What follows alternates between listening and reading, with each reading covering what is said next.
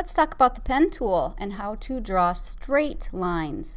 So I'm going to navigate to my pen tool on my toolbar, and the quick key for that is P, so I could press P on my keyboard and activate the pen tool also. So I'm going to go to the artboard. I'm actually going to zoom in, Control and Spacebar, and then use my hand to reposition my page. So I have my pen icon here, and to create a straight line, all you need to do is click. When I click, I create an anchor point, and I have a preview of where my line is going to go. And I can hold down, press my mouse again, and I click, and I've created 2 anchor points. Okay, so it's as easy as that. Click with the pen tool on the artboard, move your mouse, click again. When I'm done with my line, I can either navigate over to the toolbox and select my selection tool, or I can hold down my control key. When holding my control key, my pen tool changes to the selection tool, and I can click in the artboard to deselect, let up on the control key, and I'm back to my pen tool. So to analyze what we did here, I'm going to use my selection tool actually to click. So I have a bounding box around this at the moment, but you can see, let's use the direct selection tool so you can see the components here. So I have a square blue dot, and that indicates an anchor point. An anchor point is where the pen has been clicked on the artboard, and it, like I said, indicated with a square. Now the area between anchor points are called paths. Sometimes you'll hear them referred to as segments or line segments.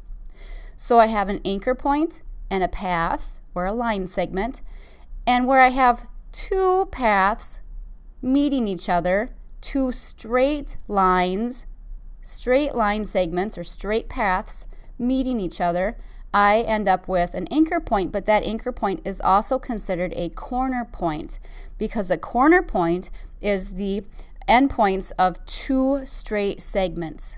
Okay, so that's a corner point. We'll look at curved lines and curved points in the next recording. So to tweak a line, I use my direct selection tool. The selection tool selects the entire line combination or object that you created. The direct selection tool lets me directly select or tweak the path. Now when I click it, initially everything is selected, so it acts as though it's the same as the selection tool. If I deselect by clicking in the artboard, then go back and click right over top of one specific anchor point, you can see that that anchor point turns blue. The others, I know it's hard to see, but they are white, indicating they are not selected. Blue is selected, so I can click and drag and rearrange. Like I had mentioned earlier, perfection is not necessary with the pen tool initially because we can always go back to the direct selection tool and tweak. We can alter, we can adjust, we can fix. Let me go back to the pen tool again. So the pen tool, by clicking and dragging, if I hold my shift key, you can see what just happened there. If I hold my shift key down, it will constrain the proportions, again, just as it does with other tools. So I'm constrained to straight horizontal, straight vertical, or at a 45 degree. Okay, so shift will allow me to draw straight lines. Again, hold down my control key, get to my selection tool, and actually what it's doing is it's defaulting to the last selection tool that you used. So because I used the direct selection tool last, it's actually bringing that up, which in this case is just fine, and I can tell that because it's a hollow or a white arrow. The selection tool is a darkened or a black arrow.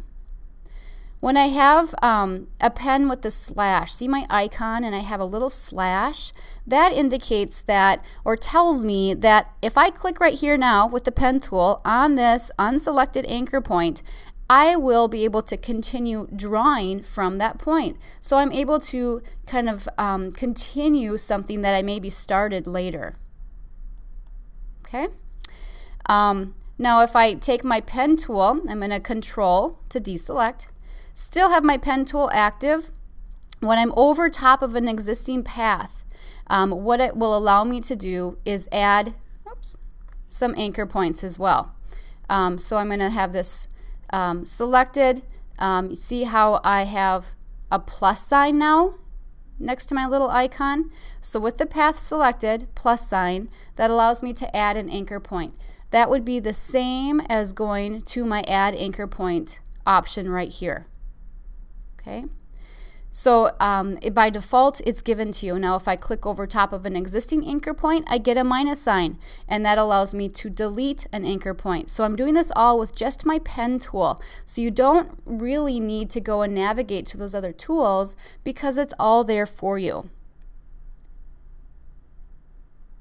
All right, I'm going to clear my board here and talk about averaging and joining. So again, if I use my pen tool and I'm just going to hold Shift to make a straight line, hold down Control to deselect, and again Shift to make a straight line, hold down Control to deselect. Now I have two lines. I have two paths, or line segments, I guess you could say. So if I wanted to align things, I can align with my direct selection tool. I can click and drag. Now I have just the endpoints of both of these lines selected. So I can choose to do some relationship alignments with these things. So if I go to my object menu, the first thing I'm going to do is average. And average basically is a command that I have to have at least 2 points with.